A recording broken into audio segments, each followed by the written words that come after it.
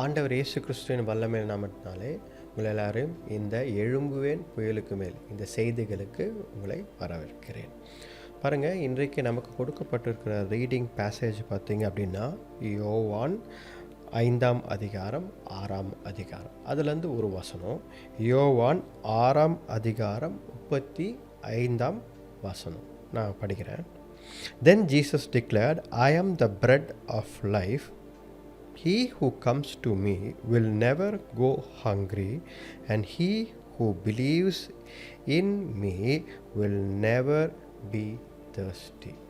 பாருங்க, ஆண்டவர் இயேசு கிறிஸ்து அவருக்கு பின்னாடி சீஷர்கள் வந்து கொண்டே, ஏராளமான சீஷர்கள் வந்து கொண்டிருந்தாங்க. நிறைய பேர் ஃபாலோ பண்ணாங்க, ரைட்? அப்போ ஆண்டவர் இந்த வார்த்தையை சொல்கிறார். என்ன சொல்கிறாருன்னா, நானே ஜீவ அப்பம்ன்றார். நானே ஜீவ அப்பம். I am the bread of life. Whoever believes in me shall never be hungry, shall never be thirsty என்றார். அப்போ பார்த்தீங்கன்னா, whoever comes to me, right, will never go.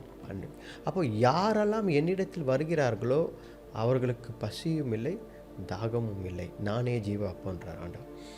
இந்த இடத்துல ஆண்டவர் பார்த்தீங்கன்னா தன்னைத்தான் அன்றன்றைக்கு ஆகாரமாகவும், தன்னை ஒருத்தருக்கு போதுமான அளவுக்கு ஒரு என்ன சொல்கிறது, ஒரு சாட்டிஸ்ஃபைடு நிலைமையில் வைக்கக்கூடிய ஒரு பர்சனாக ஆண்டவர் இங்கே எஸ்டாப்ளிஷ் பண்ணுறார். ஆண்டவர் இந்த வார்த்தை சொல்லும் பொழுது நிறைய பேர் இது நான் ரொம்ப கடினமான உபதேசமாக இருக்குன்னு சொல்லிட்டு விட்டு போயிடுறாங்க. அவரை நிறைய பேர் விட்டு போயிடறாங்க. இது ரொம்ப கஷ்டமாக இருக்கும் பொழுது, இது என்ன இது, நானே ஜீவ அப்பம்னா இது என்ன, எப்படி இது அப்படின்னு சொல்லி நிறைய பேருக்கு ஒரு குழப்பம், அவரை விட்டு விலகிடுறாங்க. ஆனால் ஒரு சில பேர் தான், அந்த 10-12 சீஷர்கள் தவிர ஒரு சில பேர் அவர் கூடவே நின்றுடுறாங்க. இதில் ஆண்டவர் சொல்ல வர்றது என்ன அப்படின்னா, அன்றைக்கு அப்பமாய் ஆண்டவர் எதை கொடுத்தார்னா மன்னாவை கொடுத்தார். இந்த மன்னாவை கொடுக்கும்பொழுது ஆண்டவர் பார்த்தீங்க அப்படின்னா, ஆண்டவர் பரலோகத்திலிருந்து தேவ தூதர்கள் சாப்பிடும் உணவு என்று வேதத்தில் எழுதப்பட்டிருக்கு. பார்த்தீங்கன்னா, அது ஏஞ்சல்ஸ் சாப்பிட்ட ஒரு உணவு. அப்போ ஏஞ்சல்ஸ் சாப்பிட்ட உணவு மன்னா, அந்த மன்னாவை தன்னுடைய பிள்ளைகளுக்கு கொடுத்தார். அப்படி இருக்கும் பொழுது அதை சாப்பிட்டவங்க, அந்த மன்னாவை சாப்பிட்டவங்க அதாவது நித்திய வாழ்வு அவர்களுக்கு கிடைக்கவில்லை, ரைட்டா? அவங்கெல்லாம் என்றென்றைக்கும் வாழவில்லை. சாப்பிட்டவங்க கர்த்தருக்குள் வாழ்ந்தாங்க, மரித்து போயிட்டாங்க. இதுதான் உண்மை, ரைட்டா? ஆனால் ஆண்டவர் என்ன சொல்கிறாருன்னா, அந்த மன்னா ஜனங்கள் மரித்து போயிட்டாங்க. ஆனால் நான் ஜீவ அப்பம், நானே ஐ ஆம் த பிரெட் ஆஃப் லைஃப். என்ன நீங்கள் என்கிட்ட வந்தீங்க அப்படின்னா, நான் கொடுக்கும் அப்பம், நானே ஜீவ அப்பம், நான் உங்களுக்கு நித்திய ஜீவனை தருவேன் அப்படின்றார். அப்போ பாருங்கள், ஜீவனை கொடுக்கும் ஒரு ஆகாரமாய் ஆண்டவர் இருக்கிறார். அல்லேலூயா. பாருங்கள், பிரெட் ஆஃப் லைஃப்னு சொல்லும்போது அது உணவாக இங்கே ரெப்ரசன்ட் பண்ணுறார். அப்படின்னா என்ன அர்த்தம்னா, ஒரு முக்கியமான உன் வாழ்க்கையில் ஒரு முக்கியமான ஒரு பங்காய் நான் இருக்கிறேன் என்கிறார் ஆண்டவர். இப்போது நமக்கு சாப்பாடு இல்லாமல் இந்த சாப்பாடு இல்லாமல் இருப்பது கஷ்டம். நிறைய பேர் நம்ம என்ன சொல்கிறோம், ஏங்க நம்ம வாழ்வதே இந்த ஒரு வேளை சாப்பாட்டுக்கு தான், இந்த 3 வேளை சாப்பாட்டுக்கு தான் நம்ம வாழ்கிறோம், ரைட்டா?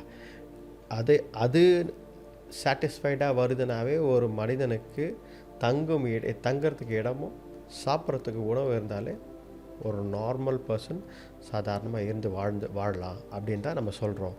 அப்போது ஆண்டவர் இந்த இடத்துல என்ன சொல்கிறார் அப்படின்னா, நான் ஜீவ அப்பம், ஆனால் உங்களுக்கு இங்கே மட்டும் இந்த உலகத்தில் மட்டும் தங்குவதற்கு இடம் நான் கொடுக்கல, இந்த உலகத்துலேயும் தருவேன். அதை தவிர ஜீவ அப்பத்தை என்கிட்ட நீங்கள் வந்தீங்க அப்படின்னா நித்திய வாழ்வு உங்களுக்கு கிடைக்கும்ன்றார். நித்திய வாழ்வு உங்களுக்கு கிடைக்கும் அப்படின்னா என்ன அர்த்தம்னா, நீங்கள் என்றென்றைக்கும் கர்த்தருக்குள் ஜீவிப்பீர்கள். நீங்கள் நாம் மரித்தாலும் நமக்கு ஒரு இடம் பரலோகத்தில் இருக்கிறதுன்றார் ஆண்டவர். அப்போ பாருங்கள், அப்போ நமக்கு இந்த பிரெட் ஆஃப் லைஃப்னு சொல்லும் பொழுது நம்ம வந்து அப்பமாய நானே ஜீவ அப்பம் என்று ஆண்டவர் சொல்லும் பொழுது, அவரிடத்தில் நாம் போகும்பொழுது எதற்கும் குறைவுபடாது.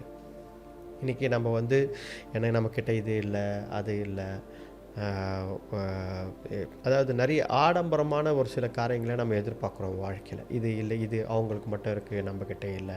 இந்த மாதிரி மற்றவர்களை கம்பேர் பண்ணி பார்த்து நம்ம வாழ்கிறோம் வாழ்க்கை. அதனால தான் ஃப்ரஸ்ட்ரேஷனே வருது. நிறைய பேருக்கு ரொம்ப ஒரு ஃப்ரஸ்ட்ரேஷனு, ஒரு கவலை, ஒரு ஒரு வகையான போராட்டம் எல்லாருக்கும் ஏன் வருது அப்படின்னா, எல்லோரும் வந்து நமக்கு கொடுத்ததை பார்த்து வாழ்கிறோம் அப்படின்னா பிரச்சனையே கிடையாது. ஆனால் நம்ம என்றைக்குமே வந்து என்ன பண்ணுறோன்னா, மற்றவர்களுக்கு என்ன கிடைச்சிருக்கு அதை பார்த்து அது நமக்கும் கிடைச்சா நல்லா இருக்குமேன்னு யோசிக்கிறோம் பார்த்தீங்களா? அப்போ தான் வாழ்க்கையில் நிறைய எதிர்பார்ப்புகள், முறுமுறுப்புகள், நிறைய சோர்வுகள் இதெல்லாம் வருது. நமக்கு ஆண்டவர் என்ன கொடுத்துருக்கிறாரு அப்படின்னு நம்ம பார்த்தோம் அப்படின்னா, அப்போது நமக்கு நிறைவான ஒரு காரியம் ஆண்டவர் கொடுத்து கொண்டிருக்கிறார். அதை நம்ம என்றைக்குமே ஆசீர்வாதமாய் பார்க்க வேண்டும். ஆண்டவர் பாருங்க, தேவ தூதர்கள் உண்ணும் உணவை மன்னாவை கொடுத்த ஆண்டவர் இன்றைக்கு பரலோகத்திலிருந்து வந்த ஒரு பிரெட், ஒரு அப்பம், அது ஆண்டவர் இயேசு கிறிஸ்து. அதை நீங்கள் நம்பி வாங்க அப்படின்னு சொல்லி ஆண்டவர் சொல்கிறார். இன்றைக்கு நாம் செய்ய வேண்டிய காரியம் என்ன? ஆண்டவரே மன்னாவாக இருக்கிறார், ஆண்டவரே நமக்கு அப்பா, ஜீவ அப்பமாக இருக்கிறார். அவரை நம்பி வர வேண்டும். அது he who believes in me. பாருங்கள், யாரெல்லாம் என்னை விசுவாசிக்கிறார்களோ, இதுதான் ரொம்ப முக்கியமான ஒரு விஷயங்க. கர்த்தரை விசுவாசிக்க வேண்டும். என்ன? எனக்கு அவர் போதுமானவராய் இருக்கிறார். இதுதான் இன்றைக்கு இருக்கிற பெரிய பிரச்சனை நம்மக்கிட்ட இருக்கிறது. ஏன்னா நம்ம வந்து ஆண்டவர் போதும், ஆண்டவர் மட்டும் எனக்கு போதும் என்று நினைப்பதில்லை. நம்ம அந்த மாதிரி யோசிக்கிறதே கிடையாது. நம்ம வந்து ஆண்டவர் ஒரு போர்ஷன், கடவுள் ஒரு போர்ஷன், அவரும் என் வாழ்க்கையில் ஒரு பங்கு அவருக்கு இருக்குது, நான் இல்லைன்னு சொல்லலாம். ஆனால் அவரே தான் முழு பங்காக இருக்கிறார் என்று நம்ம கொடுப்பதில்லை. நம்ம சொல்லுவோம் அவர் தான் எல்லாமே எனக்குன்னு சொல்லுவோம், ஆனால் முழு பங்காய் அவர் நம்ம வாழ்க்கையில் இருப்பது கிடையாது. நீங்கள் நல்லா யோசித்து பாருங்கள். ஏன் அப்படின்னு சொன்னால், கடவுளுக்கு ஒரு போர்ஷன் தான் நம்ம வாழ்க்கையில் கொடுக்குறோம். ரைட்? எனக்கு ஆண்டவர் போதும், எனக்கு நான் மற்றவங்கள கம்பேர் பண்ண தேவையில்லை, மற்றவங்கள பார்க்க தேவையில்லை, மற்றவங்க எப்படி வேணால் இருக்கட்டும், அவங்களுக்கு ஆண்டவர் கொடுக்குறாரு கொடுக்கல அதெல்லாம் எனக்கு தேவையில்லை, எனக்கு ஆண்டவர் போதும், ஆண்டவர் எனக்கு என்ன செய்கிறாரோ அது போதும். நீ என்னைக்காவது நம்ம சொல்லியிருக்கோமா? சொல்ல மாட்டோம். ஏன் அப்படின்னா, நம்ம எப்பவுமே கம்பேரிசன், பக்கத்தில் அண்ணன் தம்பி கூட, மாமா மச்சா கூட, நமக்கு இப்போ வேறு யாருன்னா கூட, அவங்களுக்கு இருக்குது நம்ம பண்ணணும், இவங்களுக்கு இருக்குது நம்ம, இப்படி தான் நம்ம கம்பேரிசன். ஊழியத்தில் கூட இது ஒரு பெரிய பிரச்சனையாக இருக்குது. இவங்கக்கிட்ட அது, அவங்கக்கிட்ட இது அப்படின்னு சொல்லி என்றைக்குமே ஒரு பெரிய கம்பேரிசனாக இருக்குது. அப்போது கர்த்தர் போதும் அப்படின்னு சொல்லி, ஆண்டவர் இயேசு கிறிஸ்து எனக்கு போதும், த பிரெட் ஆஃப் லைஃப், ஜீவ அப்பம் எனக்கு போதும், நான் சாட்டிஸ்ஃபைடு, அவர் என்னை திருப்தி ஆக்குவார் என்ற அந்த உணர்வு, அந்த எண்ணம் நமக்கு எப்போ வருகிறதோ, அதனால தான் ஆண்டவர் சொல்கிறார், if you believe in me என்றார், நீ என்னை விசுவாசித்தால் என்றார். அப்போ ஆண்டவரை எதில் விசுவாசிக்க வேண்டும்? ஆண்டவர் கடவுள், ஆண்டவர் இயேசு கிறிஸ்து, அவர் எல்லாமே செய்ய முடியும், அவரால் எல்லாம் கூடும், விசுவாசம் இல்லைன்னு சொல்லலை. ஆனால் அவர் தான் ஜீவ அப்பம், எனக்கு அவர் போதும், அது ஒரு பெரிதான விசுவாசம். அதை தான் ஆண்டவர் இன்றைக்கு நம்மக்கிட்ட எதிர்பார்க்குறார். ஜீவ அப்பம் நானே, த பிரெட் ஆஃப் லைஃப் நானே, உனக்கு அன்றன்றைக்கு வேண்டிய ஆகாரம், சாப்பாடு, உணவு உனக்கு மட்டும் இல்லை, உன் குடும்பத்திற்கும் உங்கள் எல்லாருக்கும் நானே அப்படின்றார். அப்போ ஆண்டவரால் நம்மை பார்த்துக்க முடியாதா? ஏன் கவலைப்படுறீங்க? ஏன் ரொம்ப துக்கமாக இருக்கிறீங்க? ஏன் நாளைக்கு நடக்க போகிற சாப்பாட்டுக்காகவோ, நாளைக்கு நடக்க போகிற எதிர்காலத்தில் நீங்கள் சேர்த்து வைக்கலையே, இல்லை நாளைக்கு இப்படி ஏன் யோசிக்கிறீர்கள்? கர்த்தரால் காப்பாற்ற முடியாத? புத்திசாலித்தனமாக இருக்கணும் அப்படின்றது உண்மை தான், ஞானமாய் நடந்து கொள்வது உண்மை தான், சேர்த்து வைக்கணுன்றது தவறு கிடையாது, நான் வேண்டாம் என்று சொல்லவில்லை. ஏன்னா பிள்ளைகளுடைய படிப்பு இருக்கலாம், எதிர்காலத்தில் திருமணம் இருக்கலாம், நிறைய காரியங்களுக்கு சேர்த்து நிச்சயமாக அந்த ஞானத்தை ஆண்டவர் தருகிறார், நான் இல்லைன்னு சொல்ல. ஆனால் அவரே ஜீவ அப்பம் என்று சொல்லும் பொழுது அவர் எல்லாமே பார்த்து கொள்வார். எனக்கு ஆகாரமே அவர்தான். அவர் என்னை, என் வாழ்க்கை, நான் எதற்கும் கலங்க மாட்டேன், கர்த்தர் என்னை பார்த்துக்கொள்வார் என்ற ஒரு நம்பிக்கை, பிலீஃப் நமக்குள்ளே இருக்க வேண்டும். அதுதான் ஆண்டவர் ரொம்ப தெளிவாக சொல்கிறார் பாருங்க. எலியா, ரைட்டா, எலியா ஒரு விதவை வீட்டுக்கு போகிறாரு. அந்த விதவை வீட்டில் எலியா ஆசீர்வதிக்கிறார். என்ன பண்ணுறாரு? அந்த விதவை வீட்டை ஆசீர்வதிக்கிறாரு.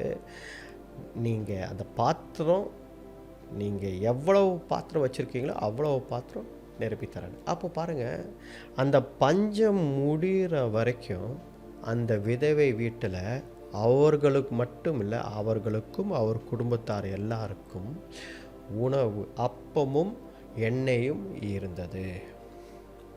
இப்போ நம்ம வாழ்க்கையில் கூட ஆண்டவர் என்ன சொல்கிறாருன்னா, பிலீவ் இன் மீ, என்னால் அற்புதத்தை செய்ய முடியும் உன் வாழ்க்கையில், நீ விசுவாசித்தால். ஏனென்றால் நானே ஜீவ அப்பம், நானே உன்னுடைய வாழ்க்கையை மாற்றக்கூடியவர் நானே என்றார். அப்போ இன்றைக்கி நமக்கு ஒரு ஆணித்தரமாக ஒன்று விசுவாசிக்கணும். என்ன அப்படின்னா, இன்றைக்கி பைபிள் அந்த வசனம் தெளிவாக இருக்கிறது, ஐ ஆம் த பிரெட் ஆஃப் லைஃப், ஜீவ அப்பம்.